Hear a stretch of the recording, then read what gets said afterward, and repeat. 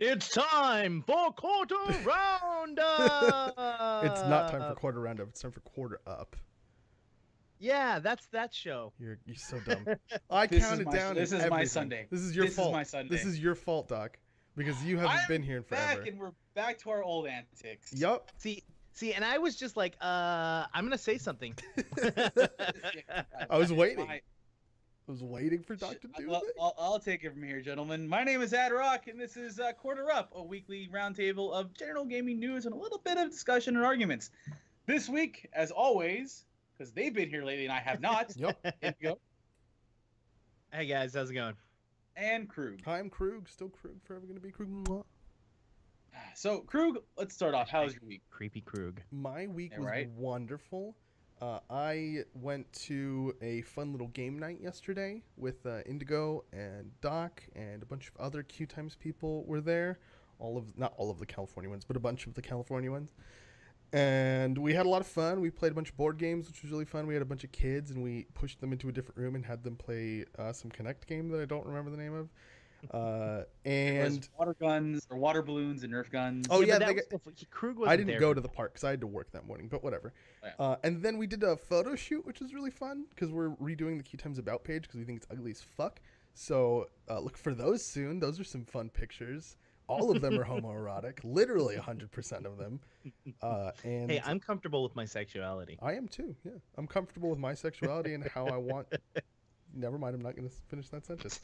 What about I anyone don't else? know where you're I'm going done with this. talking now. I don't want to Krug, talk anymore. yeah, Krug, how was your weekend? My Let's week was start off great. with I went to a fun little game night with a bunch of Q Times people. Indigo, how was your week? My week was really good. Most of it's actually Q Times stuff as well.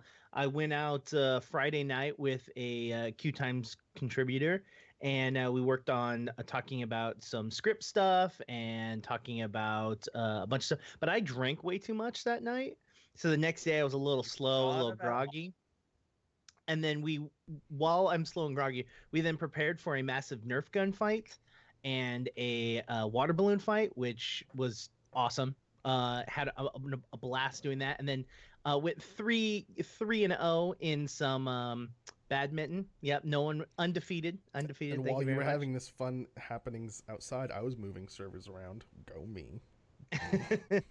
And then we went back to my place, like Krug said, did the photo shoot, and I got to bring out my Legos and let children play with my Legos, which sounds really inappropriate. Yup. Don't say that anymore. That was disgusting.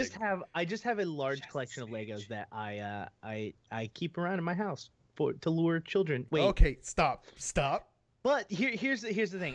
So my house is out of water right now because we had Yes. a whole bunch of people come over, and we had like our sink water's like not the best. So instead of drinking water, Good old LA tap water. I thought I would drink the next best thing, which is some Coors Light. So Oh, I'd say water Hey, gets you. it's Ad mostly Rock- water. it's mostly water. It's mostly water. Edrek, how was your week?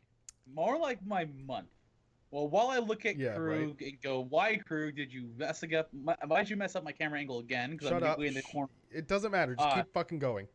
Summertime means that I get the munching for the summer and a little extra, and I'm going full tilt with it. My family does everything on Sundays apparently and forgets that I have commitments, so that's why I haven't really been here. I also did Sacramento Comic Con, which is a bunch of fun.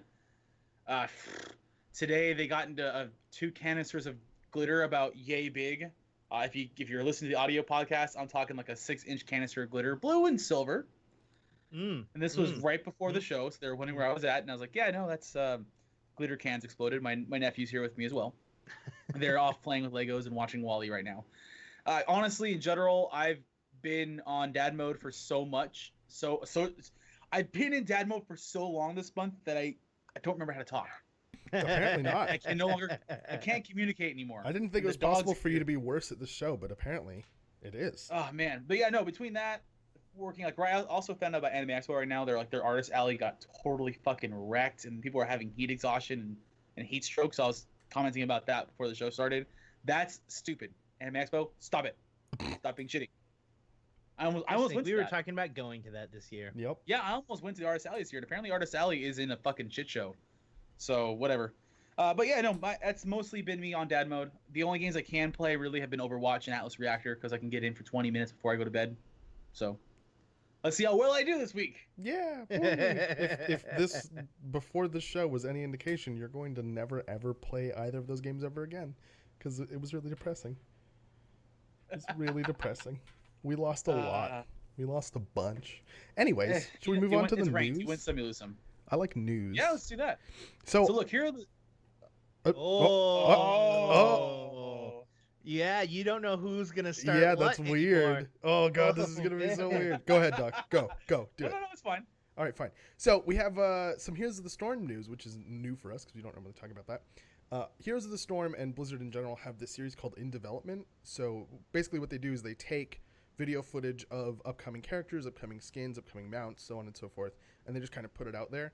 They don't give any details. They don't say, like, this ability does X, Y, Z, or, like, this skin costs this much, or whatever. Yeah. But it is a great way of getting some initial information about upcoming heroes in the game. You at least get a name. So 2 upcoming heroes, and none of this has dates. They all are just in the upcoming weeks. So one is Gul'dan, and the other, and Doc, please help me pronounce this name, is... Auriel. Yeah. Auriel. So they both look like ranged casters. In the video, you can see Gul'dan using some like ranged damage abilities, and you can tell that he has a fear. Like, it's really obvious that it's a fear mechanic because he uses it. The opponents have like status symbol effects above their head, and they run away from him. And so it's like, okay, well, that's obviously fear. And then the other character, whose name is Doc, his name is Auriel. Thank you. It's also her. What? Yeah, Auriel. Did I give a gender? I didn't mean to give a gender. Yes. That thing doesn't look like it has a Diablo gender. series have genders. Can Smoke have a gender? It has 2. It's got a set of breasts. Yeah, but it looks like it's made out of smoke. So why does it have a gender? You can't. Anyways, going, I'm not please. gonna. This is gonna get dirty, and I don't want it to get dirty. So the teaser video shows again another ranged caster with like this really cool damaging cleave ability and like some ranged skill shots. We didn't really get any idea of what the flavor was for that character because it was just kind of like generic, like this is gonna do damage, but that's fine. The video also showcases some cool mounts and skins, including my favorite, a volleyball player, Li Ming, that instead of having an orb has a volleyball, and her idle animation is her like bouncing it on her 2 hands like this, like a volleyball player would. It's the fucking funniest thing ever. Her death ray is a little weak looking. It's just the death ray with the occasional volleyball animation. It's literally the same exact death ray animation, except for this black and white volleyball shoots out. You're just like, really? You guys are fucking lazy. Like, that's horrible. It should be sand. It's the only bad part about it. Or a net. It's the only bad part about it. A volleyball. I do like she's carrying a trophy with her. Like, yeah, she also has a trophy instead of a wand and a volleyball instead of... It's the darkest fucking thing I've ever seen in my life. Anyways, go ahead. I was going to say, it is actually pretty cool that Blizzard's doing these in development videos, at least from a fan standpoint, but as a person that helps curate this stuff or anything else like that, and communities, active in community stuff, it kind of blows because they're basically beating the leakers at their own game before that. People that are looking through the PBR and everything else it's fine to do. But if you're that kind of guy that's like that, that's your shtick. You bring that stuff out on the PBR. Oh, look at this! It's coming out soon. It's in the data files. But it's just like, yeah, we're just gonna talk about it right now. But it's like I don't think that's an issue. I mean, no, it's the slightest of gripes. The very minor. It's the tiniest violent of complaints I have. It's them controlling their property and releasing the information as they want it to come out. Well, and it does take away from people who do data mining stuff, maybe, depending on the order of, like, maybe those files make it in before the dev video is released. Who knows? But it does create a new kind of market for people who do, like, speculation and stuff like that. People who can take a look at this video and analyze what they see in the video, compare it to what they know about the lore of the character, and kind of decide, like, oh, this is probably going to be their abilities because that would fit really well with what they're known for in game and, like, stuff like that, you know? I think it's... I think it creates a whole new version of speculation. And apparently that's what you want, is just people to be wrong around you all the time. That's basically what speculation is just incessant wrongness, and then every once in a while there's like a gem of, ooh, this is correct information. Look, nom, nom. Hey, I have a question for you guys, because this is becoming a big hot topic issue as we move on to the next subject, and it is about Twitch's cheering. Yes. Now, for those of you that don't know, it's currently in development. That's not what it is, Indigo. That's not what it is. It's not. That's not what it is. That's not what it is. So for those of you that don't know, it's essentially a tips system, another way of monetizing Twitch. Now, Twitch, they're rolling it out slowly. They have a few people testing it right now with their streams. Obviously not us, because we're nobodies and you're listening to us, which is awesome. but we're not doing it. We're awesome. So I don't know what the fuck you're talking what about. cheering basically is, you're basically buying bits or cheers from Twitch and then using that to pay a streamer. Right. Twitch takes a portion of it, and it's another way of Twitch trying to monetize the money. As far as everyone's known and what they know about and is concerned about, Twitch is not stopping third-party payment options like, say, Right. PayPal. Mm-hmm. They're just adding another option for people to contribute to Twitch and keep it going. We also Right. have Twitch Turbo and subs. So when Cheers finally launches, or if it does launch, you can pay Twitch either through Turbo, through Cheers, and through subs. Turbo is kind of iffy because a lot of people are not using ads anyway. And what Turbo really does is gets rid of the ads. Yeah. And a lot of the big streamers aren't running them anymore, so Twitch is trying to find new ways of monetizing it. Well, and they still do pre-roll and post-roll ads. So whenever you start a stream, an ad runs automatically. Whenever you join a stream, an ad runs automatically. Whenever a stream ends, an ad runs automatically. So they still do that to kind of keep a little bit of money coming in. But you're right, a lot of big streamers don't roll ads, and they just do donations, because donations is really the thing that gives them a majority of their income, and obviously subscriptions. So there's that part of it. Bits is actually, I think it's kind of I don't think it's going to work unless they block PayPal, because basically what you're doing is you're paying for this in Twitch currency called bits. And when you donate, you can donate a specific amount of bits. So you can say cheer 10, and then it'll give that streamer 10 bits. Or it's actually not giving the streamer 10 bits. It's actually using 10 bits to create an emote in chat, like a very special Twitch created animated fancy emote. And depending on how many cheers you use, it'll make a different emote. And the more cheers you use, the more fancy your emote looks. And you can read about and see what all of them look like in the fancy animations in the link in the show notes. But they're kind of generic. They're kind of fancy futuristic looking diamond shapes that collapse together to make a star or a heart or something like that. No, there's no heart, but yes. There is a heart. No, One of there's them's a not. heart. There's a hard option, yeah. I'm looking at it right now. There is a triangle. Oh, you're right. A diamond, a pentagon. Like a cube, and then a star, and then a. Oh yeah, you're full-blown right. star. You're right. There is no heart. I could have sworn there was a heart. All right. Well, there are some shapes, and they animate, and they're really great animations.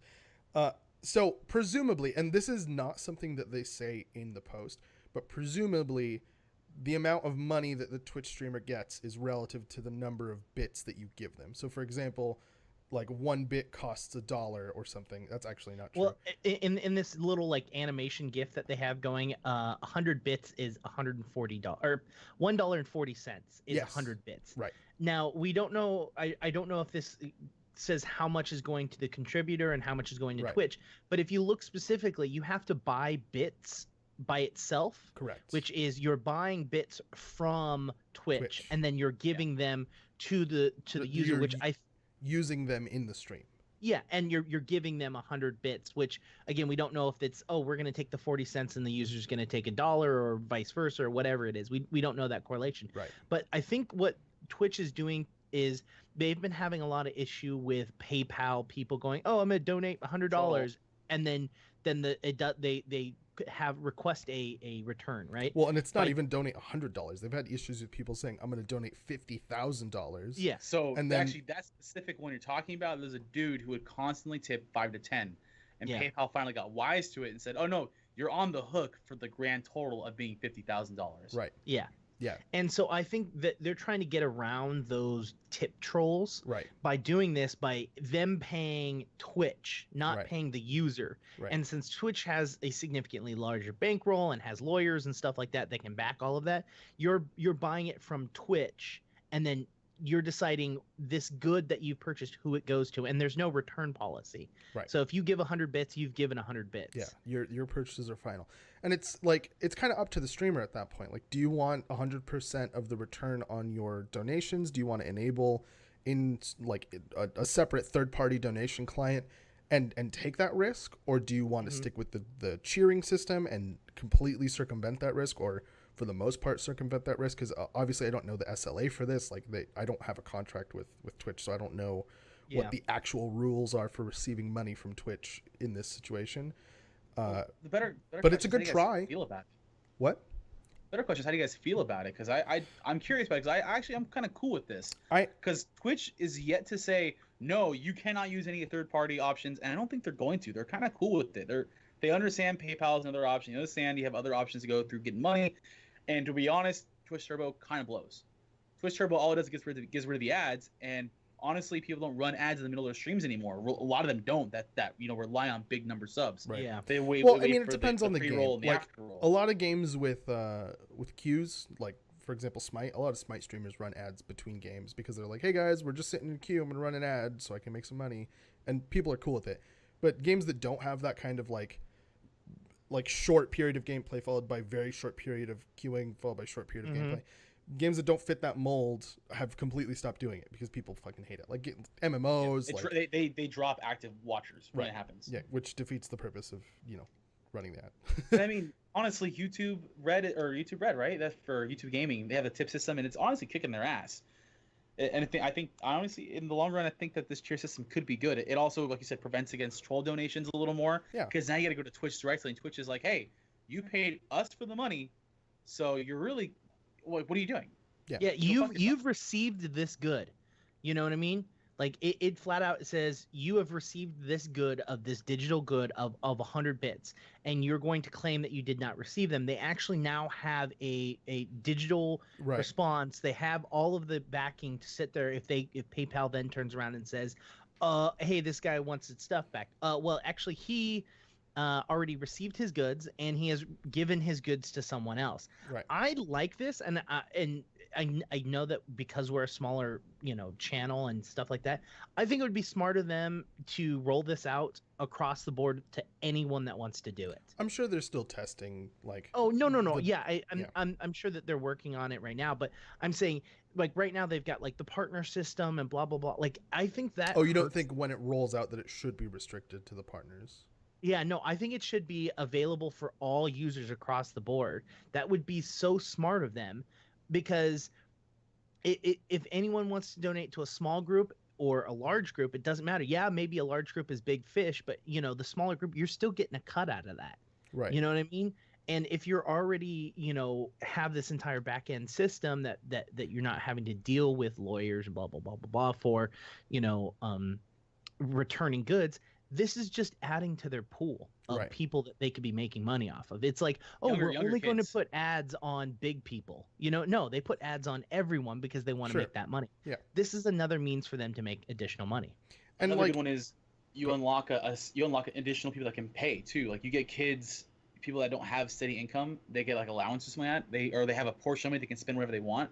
It's not a whole lot. It's not going to be super manageable, but it allows them to say, hey, I got $20 in allowance and I'm on Twitch constantly. I go to Minecraft streamers, I go to my long form podcast listeners, and I go, I'll just give them 20 bits here and there. Yeah. And I don't know. Really, the smaller streamers, I think, can benefit from this a lot more than larger ones. Not necessarily because it's a source of, a small amount of income, but because those are the ones that get targeted by the trolls a lot. Like the donation trolls. Don't go out and target big streamers, because big streamers know. Big streamers have the experience to say, like, well, I shouldn't trust that this is actually $50,000. Like, I need to reject this unless I'm absolutely certain that this is going to be something that's actually, because I don't want to pay, for those of you that don't know, if you receive $50,000 from somebody and then they take it back, you have to pay a transaction fee. You, as the person receiving the money, have to pay a transaction fee that is a percentage of the amount of money that you received. So on $50,000, that's a fuck ton of money, and it literally screws people over. So anyways, this is all really depressing. This was just supposed to be about some cool fucking animated things in Twitch, and we got really, really dark about it. It's interesting. It's dark. I thought it was a good conversation. Yeah, it's a legit thing considering we're talking about what, Overwatch again. We are talking about Overwatch again. Yes. We're always gonna be talking about Overwatch, at least everyone forever. Yeah, for a good long while until the game gets boring. Until we all reach rank 0, which will happen soon. Probably tomorrow. Judging by the games that we played before this show. I'm gonna switch these around a little bit. I'm gonna do this one first. So this is hilarious because Blizzard introduced a bug that accidentally nerfed Mercy, and I think it's the funniest thing ever. So previously, before this bug, when you were playing Mercy and you were healing somebody, your healing stream would connect to them whether or not you were looking at them. You just had to make sure you were holding down the mouse button. You could look away from them and they'd still be getting healed. And while you were looking away from them, you could switch from the healing stream to the damage buff stream, I guess I'll call it that, and it would switch, but it would stay on that person if you didn't let go of either of the mouse buttons. Now, with that bug, you have to literally, if you want to switch from healing to damage, you have to turn and find that person again and retarget them and switch. Yep. So it makes healing with Mercy so much harder. Either so much harder because you're having to constantly reposition yourself to switch between those two things, or just overall worse because you're just not doing it as much because it's infinitely more cumbersome to do. So has this been patched to fix or no? I think it has actually, but it's still hilarious to me that happened. That's like literally, I think, a character breaking bug. Like that makes that character so much more difficult to play, and it's hard initially because the targeting system with Mercy is partially automated. Like sometimes if your cursor's directly over somebody, it'll target someone else that's closer to you just because they're closer to you. So like even perfect aim, you still that AI that's helping you aim is fucking you over. It's same thing with Zarya shield all day. Like it's not the greatest thing in the world, but at least it wasn't on purpose, right? Like we can all agree that if they had done that on purpose, people would be like, "Yo, y'all fucking stupid." What are you doing? What are you doing? So far, I think we can still say that Overwatch is overall balancing in the right direction, right? Like this thing aside, overall Overwatch is bouncing in the correct direction. I mean, we do agree that current meta with 2 Reapers is just fucking stupid, right? I mean, we should just go 6 Roadhog and just say fuck you. That wouldn't do anything. No, that would literally just be like, hey, I'm gonna feed. Although I will say that I did see some news about Zenyatta buffs. Thank you. God, apparently Zenyatta so buffs are incoming. They didn't say how, but they just briefly said we're looking at Zenyatta next. That's fine. I never saw McCree as the issue, and everyone's like, "No, McCree is so bad." I'm like, "No, it's fucking Reaper right now." No, McCree was a huge problem. You're high on drugs. The problem with McCree was the fact that he literally could take out an entire tank in 1-2 combo. Yeah. Like that was the issue with him. If he landed all 6 of those bullets, I never got close enough to McCree to worry about that. So it never bothered me. No, but that's just horrible. It was the worst. It was actually the worst. And I still think he's a useful character. Like I think countering Tracer, countering Mei, countering Reaper, countering Genji sometimes, like countering the squishies away from D.Va. He's okay. Like he's not totally useless, but they did manage to bring him down to a point where he can't one-shot Roadhog. He can't one-shot like D.Va. You know, like the characters that should not be one-shottable are not one-shottable by him. Yeah, and the fact that he had the ability of stun, right click, slide, right click, and you're dead. Yeah, like no matter who you were. You had no defense against that. But now I think even a full combo won't kill a Roadhog. Like at full health. I think it has to be all headshots. Oh, well yeah, but if you can fan the hammer and get 12 headshots, or I'm sure it wouldn't take 12. If you could fan the hammer and get that many headshots, you deserve it 100%. You deserve that one shot. I think my favorite 1-2 combo still is freeze with Mei, turn around to their back, and then headshot them back to head. That's my favorite. Not gonna lie. It's the most like disturbing. The most combo. gratifying. It's I disturbing. hate Mei. See, this is the problem I think that people have with Mei and McCree is the fact is they prevent players from being able to move. Yeah. It was the one wall. It was the one wall. Go fuck yourself. No. I'm not making fun of you. I'm legitimately saying like players hate when they don't have control over their own character. Right. And I think those 2 characters is why people hate them so much is because it prevents them from playing. Like it's literally like, oh well, you have to stand there and watch yourself die. Right. Like that's those 2 classes. CC is something you cannot come back from in Overwatch most of the time. Your team can save you. Okay, wait. Let's go back to competitive because we got off on a tangent there. Overwatch competitive mode launched. We've been playing it. You've been playing it. Everyone's been playing it. We just want to talk for a little bit about our thoughts on Overwatch competitive. There isn't really some news. Like obviously it released. There's your Overwatch news. Well, wait, no. There's a little more to it. The seasons, quote unquote, they last for 2.5 months. We've done with this already. half a month off season. Yep. We already talked about this. Let's recap real quick. Right, and it's not 2.5. It's a full 3. That's what they're saying. I thought it was 2.5 with a half month off season. They I believe it's 3. I don't know. Whatever. It doesn't matter. But that's basically what it is. And as you go up in points, in levels, you get points you can redeem for cool things. Yeah, that's it. That's it. Cool things currently being golden guns. Pew pew pew.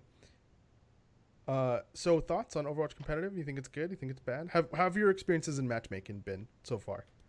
On my own, they've been fantastic. Yeah. Yeah, I did my placement matches. I didn't have a single lever. I had ragers. Didn't have anyone DC. Didn't have anyone rage.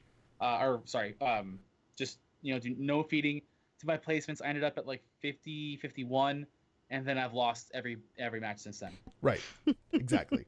I fucking carried in my placements. I lost the last 3, and then I've been on like a 6-game losing streak in ranked. That's kind of depressing. But I'm a masochist. I love doing solo ranked competitions because I like to know where I stand against people. When I go on my own, I'll go with friends and have fun with friends.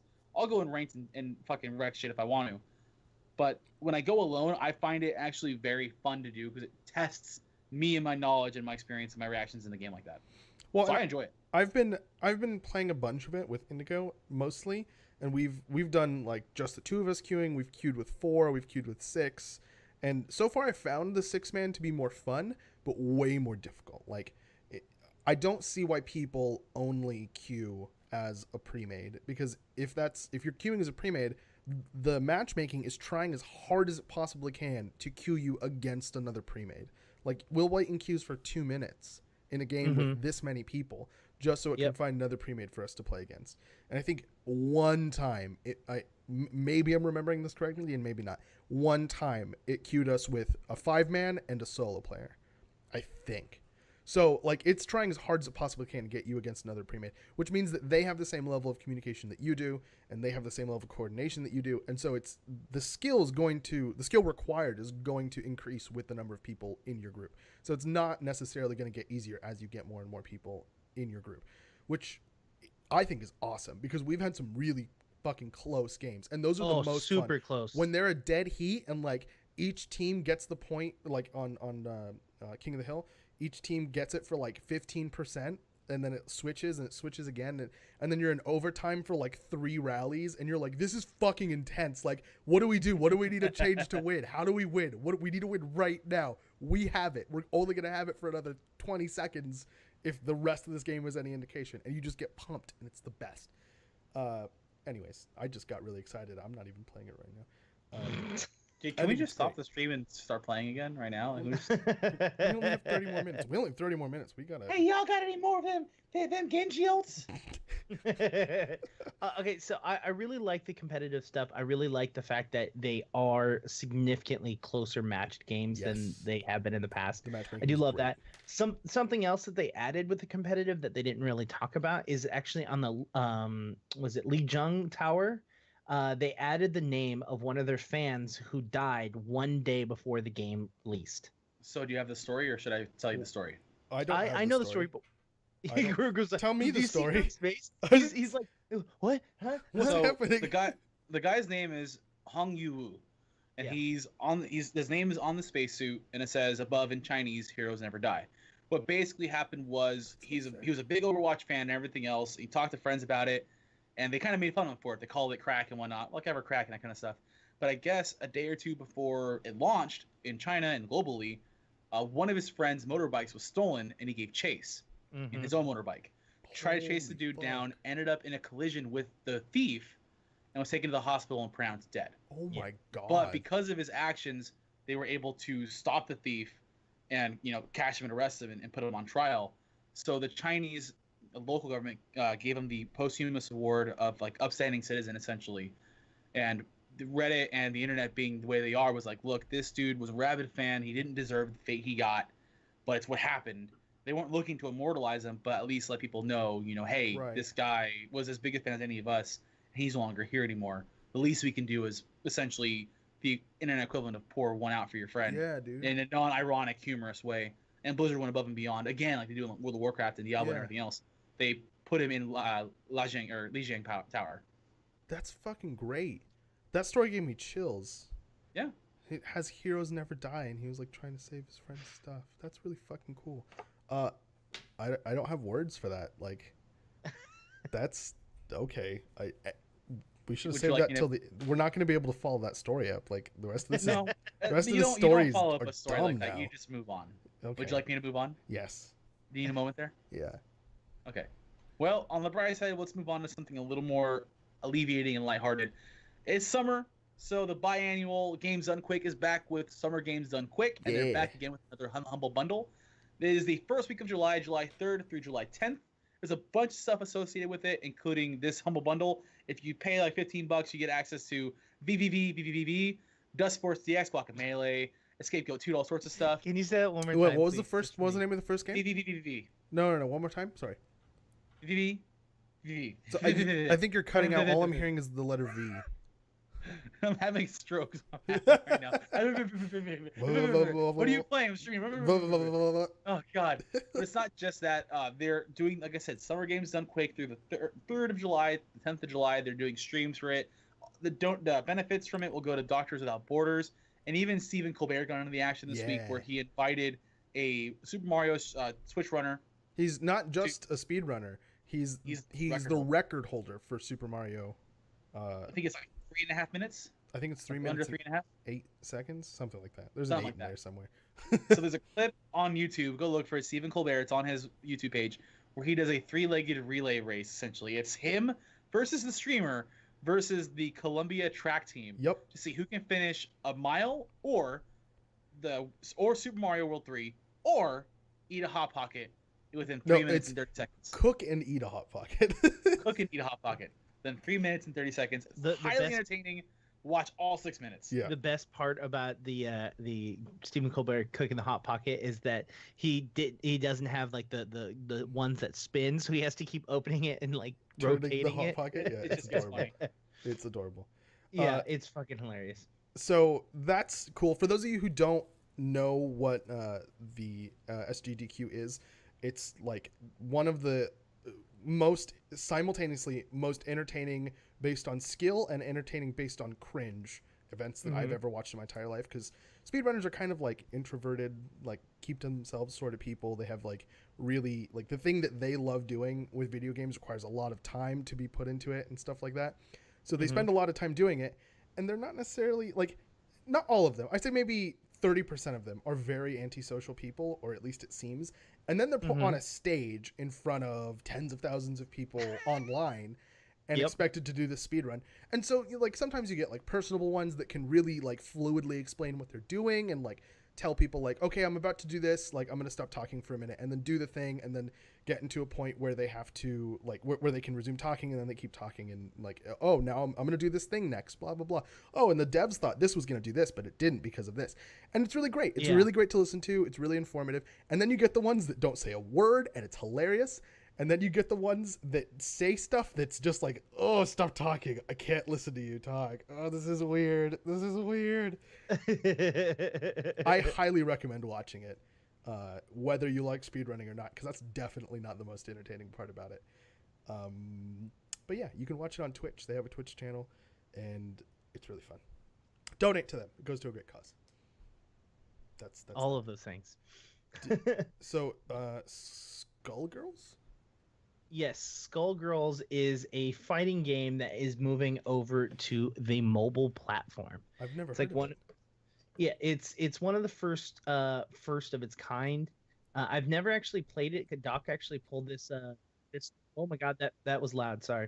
Doc actually pulled this out. It's a. I don't know if it's actually got an online version or if it's just you versus AI. But it's a very interesting art style. It's very, very different than most because it's very cartoony. But it is a mobile fighting game, which you do not see a lot of at all, because there's like, you usually have directional and then an A/B control, Right. But now you're looking at a mobile phone, so now you're having to move just touch. So I've never actually played this game, so you'll have to use. I assume you have to use your thumb to use back and forth and up and down, and then maybe a tap is your attacks. It's very cool. I sent the link out into chat, and then you guys can see it. It's really, really interesting. Yeah, and it's in closed beta right now, so we can't obviously play it. None of us have access currently, but it's like really the video is really not useful as far as deciding whether or not you're going to be able to play it. You can't see controls in the video. Like, Yeah. as far as I've seen, it just shows like fighting. And then it shows at the bottom there's like a little bar that has, you know, your little superpower, and then what I think is a button that lets you activate your superpower, but there's no buttons for movement, there's no buttons for basic attacks that you can see. So I don't even know what the controls are. Like, I can't even figure out what the controls are, which is, I can't really get into something like this until I know what that is, kind of thing. So here we're supposed to have a question. But Doc is currently dealing with his daughter, so we'll go back. We'll come back to this point of Yes. contention. We're gonna move over to a fan film. That's never gonna happen. Never, ever, ever, ever going to happen. So, mind you, this video and this animation is fucking It's gorgeous. beautiful. It's absolutely gorgeous. Yeah, it's a trailer or a teaser trailer for Majora's Mask, Yes. and The film, the fan film. yeah, a fan film. It looks really good, and literally the first comments on there are literally like, "Hey, how soon do you think it's going to be before they stop they Nintendo cuts this off?" Yep. Like, we all know how Nintendo is about their products and Well, about fan films And stuff. if there's any one thing that we learned from the whole WoW vanilla server debacle, is that we cannot expect them to not pull it. Like, we have to expect them to pull it, because the way that copyright works is apparently if you don't fight for your copyright, like if there's something that's obviously infringing on your copyright and you're not fighting for it, you could lose your copyright. And Yep. they're definitely not going to lose this copyright. This is like one of the most lucrative franchises. Like, Legend of Zelda is just all over the place making hand over fist money. So they have to fight it. If they don't fight it, I'm going to be blown away. Well, and yeah, the running joke is like, "Oh, how long is it gonna last? I don't know. I'll give it a week." Yeah. About I'd be Until surprised if Nintendo it got finds that out long. about it. Huh? Until Nintendo finds out about it. Which they probably already have. They're probably I mean, writing the paperwork right now. Like, they They called have their lawyers 100 in on the and- weekend. They have 164,885 views on this. Yep. Whenever you do a project like this, the adage of you do not ask permission, you ask for forgiveness, that's what should be happening here. Yeah. Just, But you they know. can't give forgiveness. That's not something they have the ability to do. Well, Then- this is the thing: is once they post it online, it will always be there. That's the thing. Right. In this situation, is they're gonna post it out there, and they'll maybe make a few bucks off of it, and then people are gonna download it, steal it, grab it, and then it will continue to be there. And I don't think that. And let me rephrase this: if this group was smart, because this is an animation group that's putting this together, they're using this as a means to show their kind of content and how they can produce and make this. Right. And they're okay if their content gets pulled off, because it spread across the world of how fucking amazing this video is. Nintendo pulled it down, but everyone got to see them. It's a way for them to make a name for themselves. Yeah. If they're smart. If they think that they're legitimately going to make money off this, then I feel You're sorry fucked. for them. Yeah. Yeah, that's true. If they're using this intentionally to like try and land a job at like DreamWorks or something like that, like if I ran DreamWorks, I would have hired them already. I would have been like, "Yo, Yeah. But there's put a this problem off to with the that. side, Once- come work for me." But there's a problem with that.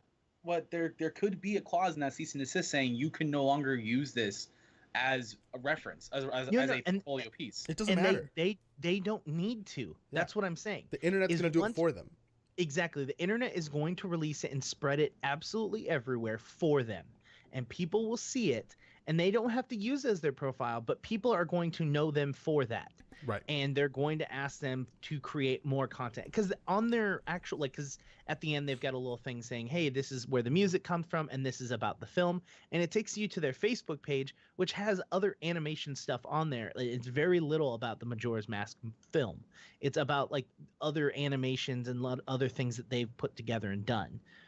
So I don't know. I think it's probably less likely that they're using this as an actual means of income and more as a way to spread their name. Yeah, which is smart and kind of tricky, like kind of connivey, you know? Like, Hey, in this world, in this like heavy ass world that we live in, where you can't do anything without someone being on your ass about it, I'm down. I think it's a great idea. Got it. Downloading Viewbots immediately. Well, that being said, now that Adderok's back, why don't we go back and go over Skullgirl? Because you're the one that originally talked about this, and we talked a little bit about it here. We don't know anything about it. We don't know control scheme. We don't know anything. It looks pretty. I like the artwork. So here's I'm gonna do my best. I like fighting games. I'm not a great fighting game player, but I like playing them. It's like me with pool. I don't care that I suck at pool. I just have a bunch of fun playing it. So Skullgirls is one of the best fighting games in recent memory. It's got a tight control scheme. It's got a really cool, fun cast of characters. It seems like a passion project come to life and made right. And it did really well on Xbox Live and I think PlayStation 4 or PlayStation. And then it went over to PC, which also has been a weird sticking point for fighting games because you get all the lag and everything else that you can get from different. It can be a big issue. Sure. But either way, Skullgirls has succeeded in doing really well. It's not a huge franchise like Mortal Kombat or Street Fighter, but it's super well respected. It's at EVO, I believe. And now they're making the jump to Android and iOS. It's in closed beta right now. They're talking about it coming out of closed beta sometime this summer, the end of summer or something. And fighting games are interesting because when they make the jump to a tablet platform, the control schemes change. Because obviously you can't have a twin stick or a stick with buttons on the control on the screen. You have to do with what you got. Some games have tried it with Injustice and Street Fighter, and now Skullgirls is trying to make the plunge.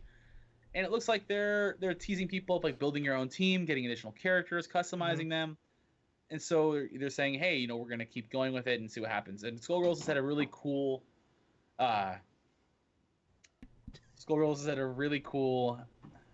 Yeah, you lost your train of thought, didn't you? Yes, I did. You did? Let's just keep going. That's going to be the thumbnail for this video.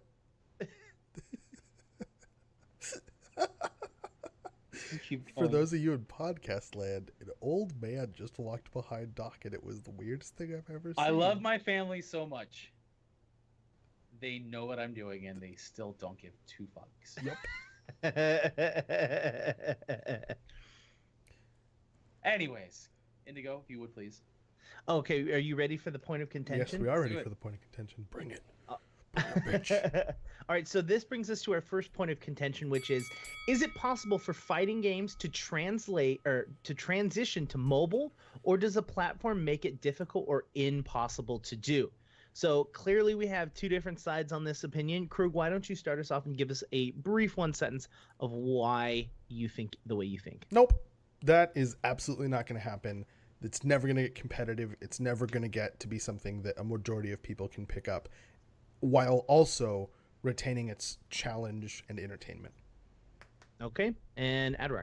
See, I feel that fighting games, after the first few road bumps, can definitely make the transition, especially being Skullgirls. Skullgirls being the latest iteration, they've done really well to sharpen the fighting game community, and I think they're poised to do the same thing here on mobile. All right, so we've gotten both of these guys' opinions, so it's time for them to just go ahead and fight it out and make it happen. So, fighting games are fun because of the challenge. Like, fighting games don't have a lot of, like, graphical interest apart from what your abilities do that really makes it something, like, worth doing. Like, for example, it's not like Fallout 4 where you walk around and look at all the scenery. It's not like WildStar where you're interacting with a bunch of different people and building a community. It's not like, Hearthstone, where you like have like the fun of collecting new and unique cards and like building and like understanding the meta. There's no meta. It's literally just you pick a character, you get fucking good with that character, and then you smash people with that character. It's just challenge. That is the most basic overview of a fighting game ever. That's what it is. It's like Hearthstone. You just pick the cards and you go smash them. No. That's not what Hearthstone is. Hearthstone is being really meticulous about picking your lineup of 30 different cards so that they all synergize together and can defeat any situation. This is about fighting games are all about prediction and movement and timing. Exactly. That's really prediction what it is. And movement and timing.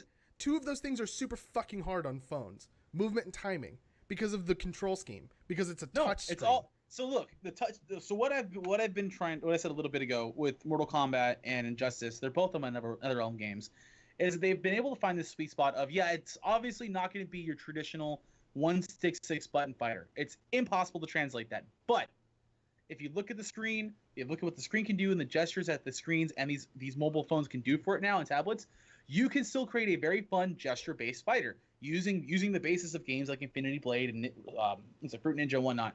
And that's what they're doing. And Skullgirls has that fun part of being a 3v3 tag in, tag out, kind of like Marvel vs. Capcom 2, where it can easily succeed. It will not be the same as its brethren. It's impossible. The mobile platform is just such an odd platform because touchscreen you can't translate one-to-one. What are you going to add to it if you can't accomplish two of the three things that you specifically said make the game worth playing, which is prediction, timing. Yeah, but it's gesture based. It doesn't matter whether you're hitting buttons or swiping gestures. It does. Timing. Yeah, no, it doesn't.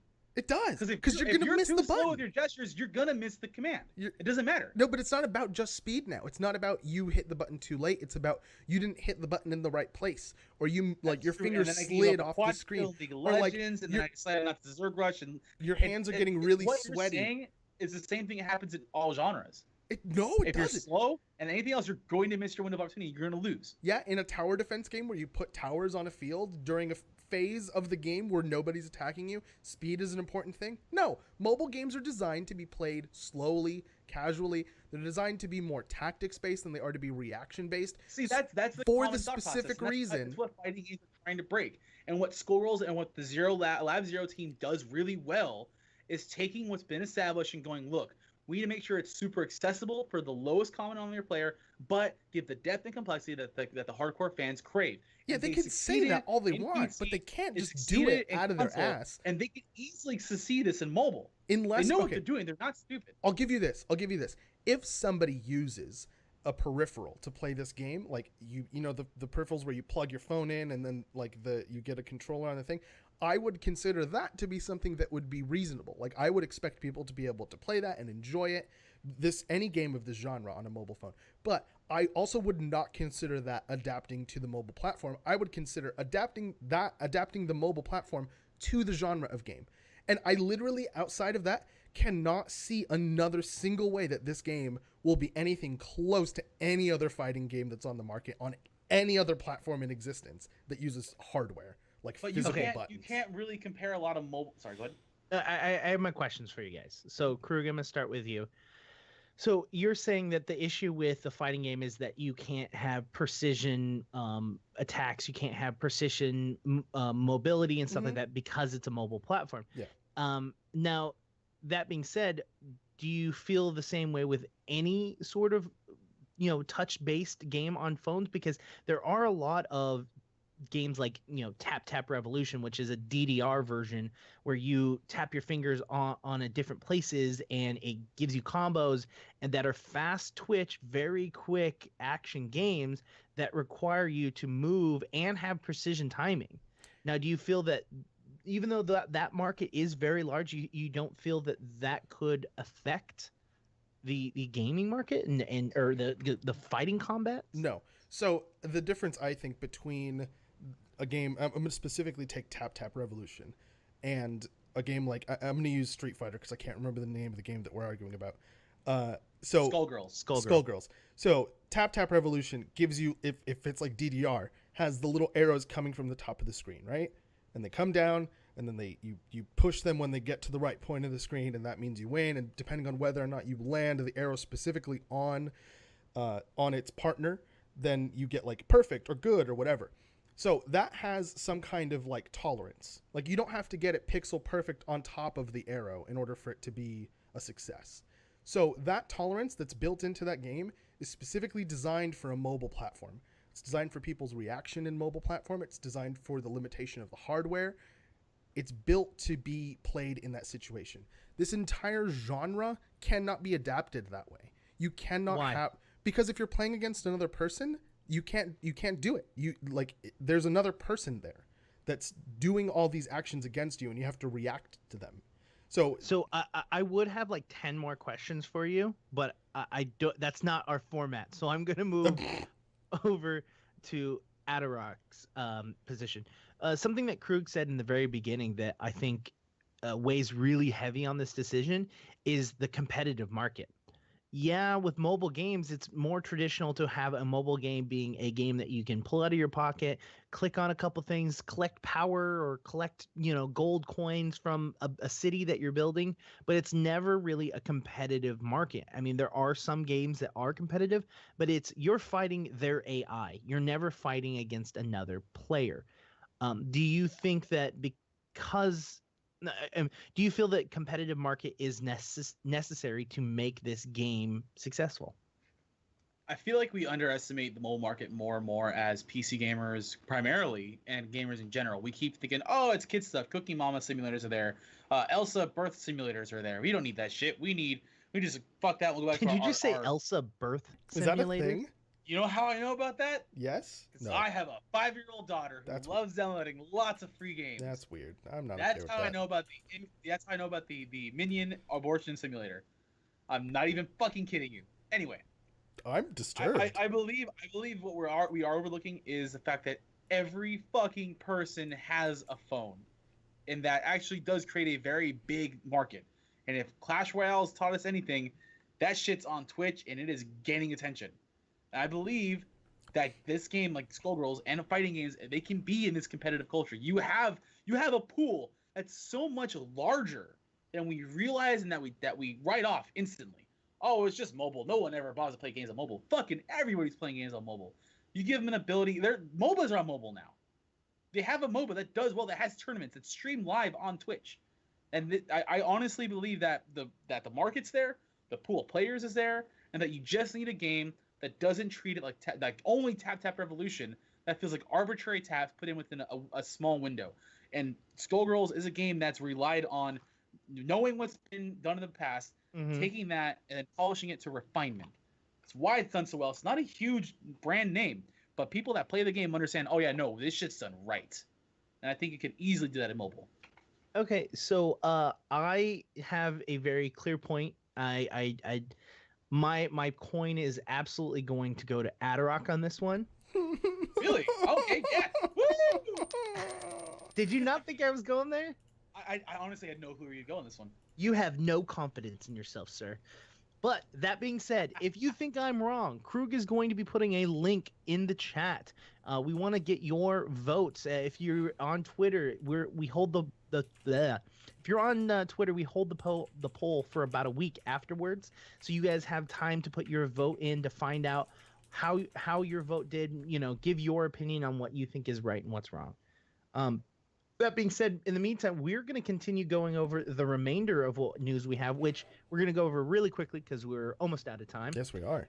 So something that we're pushing Adderok to do really, really heavily, but I don't know if he's going to or not, is that Nintendo is actually speaking of Nintendo is actually holding a t-shirt design competition going on right now. The grand prize winner will win $10,000. And one of the judges on the t-shirt design will be Shigeru Miyamoto. Let Doc do it. Let Doc. Oh my God, Shigeru Miyamoto. There you go. See? I can't do it with my white ass tongue. Anyways, that's what she said. Submissions are due by August 31st. Now, with this, they actually have a really cool, really interesting video that they actually posted with it. And it is like other t-shirt designs, all of their characters in like fun, different ways. So they really are looking for something different. They're looking for something that Nintendo hasn't thought of. Something that Nintendo doesn't already plan. They want to see what other people. I think they're desperate for ideas, but so I think they're also acknowledging that how creative the internet has been with their properties. Yeah, and they're capitalizing on it, especially with Uniqlo being one of their brand partners in this thing. Uniqlo is a really big Japanese market for clothing, and they're breaking into America. I've seen them in a few malls here. They're pretty good merchandise. It's actually not bad stuff. Yeah, and so that being said, if you guys have a t-shirt design, you get an art design, go submit it to them, make it happen. I'm trying to give Doc some actual real competition because we know how good Doc is. Yeah, he's OP at drawing. Look at his face. Anyways, that being said, we're gonna go into the last two pieces of news, which the first one I think Doc will be ecstatic about. The Evo 2006 Street Fighter 5 tournament is going to be on ESPN too. It's just showing you, like, the reason why I wanted to bring this up is because it's showing you more and more how esports are coming to the front lines of everything. Of popular media. And so there's some issues with it. So Capcom recently had said something to the effect of, "Hey, we want to take we want to gentlemanly the sport up when you're doing Evo and the Capcom World Tour. Mm-hmm. So you can't do like pay games on the middle of the floor with the stream going on with our games. You can't really do a whole lot of shit talking. Evo is known for being a raucous good time with world-class top-notch casters casting the whole thing. It's amazing. Is this the one where the guys took their shirts off? Yes. Weird shit happens at Evo. Even recently, CEO 2016, Kenny Omega and Xavier Woods, one of who's a WWE wrestler, I just found out right now, they had a whole shit-talking match while playing Street Fighter. And it's going to be on ESPN. I can dig that. I want to love this because anything can happen. At the same time, Capcom preempted this by saying, "Hey guys, let's take the trash, the stuff we love watching, like the random shit that happens is not always related to the fighting game stuff, and let's curtail it." And I wonder who's also going to cast it, because you're going to need people that are knowledgeable about the game, but also coming off as super personable to the mainstream audience. And I'm curious if they're going to stay with the Capcom World Tour guys or go to the ESPN crew. I'm guaranteeing you ESPN is probably going to try and push their way into casting it. Oh, I'm sure. They're going to give you two guys that don't know what the fuck they're talking about, and Capcom and Twitch and everybody else is going to go like, "Oh God, why? Just why?" that being said, if you do want to check this out, it's going to be Sunday, July 17th at 10 p.m. ET or 7 p.m. PT. So check it out, watch it. Seriously, if you guys have ESPN, even if you're not like a huge fan of Street Fighter 5, but you're a fan of esports or video games as a whole, put it on your TV, mute it, go do something else, because honestly, the viewership is what's really going to push this up. Don't mute it. Watch Evo. No, yeah, Evo has some awesome. I'm saying if you have zero interest in it, just put it on. And I'll say, as somebody who doesn't play any fighting games regularly, fighting games are one of the best esports titles because it's really simple to follow. Like, there are two people, they're usually like on similar sides of the screen, like they don't normally switch places a bunch. Mm-hmm. And even if they do, like, they're really distinct looking, and so you can really tell what's going on. And it's like, oh, he hit him and his health bar went down a lot. That must have been good. Good job. Like, it's super easy to like brain dead pay attention to and figure out what's going on. And if you don't know why I'm so excited about this, just start Google searching Evo highlights from the last 2-3 years. Mm-hmm. There's stuff like even from like 10 years ago, the super parries that Ken did to Chun-Li in one of the old Evos. There's the Pikachu chants that ran rampant through one Evo a few years back. There's the guys that took both their shirts off randomly for a few years. There's the dude that thought he won the game. He thought he won the game, got up and was like, "Fuck yeah, I won!" Everyone's like, "No, the game is still going!" And he just sits there and goes, "Oh God, why?" For some strange reason, whenever you say Evo, I think of World Star. I don't know why. That's just what I'm thinking in my head. World Star. I want more vuvuzelas in. Nope. So the last thing we're going to go over. The last thing we're going to go over.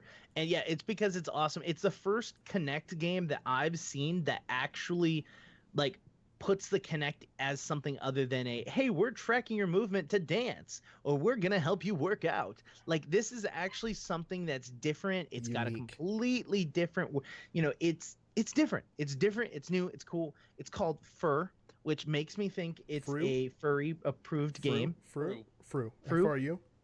Fru or whatever. Fur is F-U-R.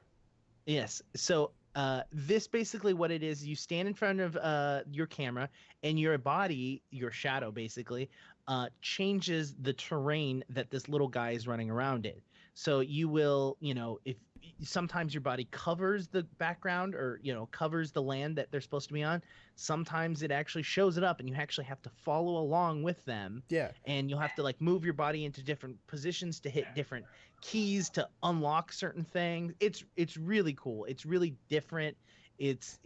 Sometimes you become water and you have to help them get to the other side by allowing them, or some of these things are hilarious because so there's this one where you have to use your silhouette to touch two parts of the map that are on opposite sides of the screen. And so you're holding your controller in one hand because you still have to move your sprite in game, but you're also stretching your arms out as far as they go, so you can reach these two different spots on the screen, and you're basically controlling it with one hand because you can't move your other hand, or else it's super yoga. It doesn't work. Yeah, it's fucking awesome. I dig this like nobody's business. So the sad part about this is that we've hit this point where I think the new Xboxes coming out, Xbox Ones, are not coming with Kinect anymore. And this game has been in development since at least 2013, 2014. So I remember reading about this and seeing footage and going, this is awesome. When is it coming out? And I just assumed it just got canceled. I wonder if it's too little too late. Like, I have a Kinect. I use it when I can. I'm going to buy this game if I can. Yeah, I have a Kinect as well, and I want to use it to play it and try it. Maybe I'll do a little bit of streaming while it. But I just like that it's different and it's actually adding to the Kinect versus what everything else is, which is like gimmicky in my opinion. Right. It's like stand here now, jump and try to go over this waterfall. Like it's stuff that's just not good. Oh, there is a downside to this. So apparently, on the early developments of the game, they had co-op functionality, and a dev in a Reddit thread did say they asked, "Does it still have co-op?" The dev said, "Unfortunately, we had to take the co-op off the final game, which is why it's not advertised anymore."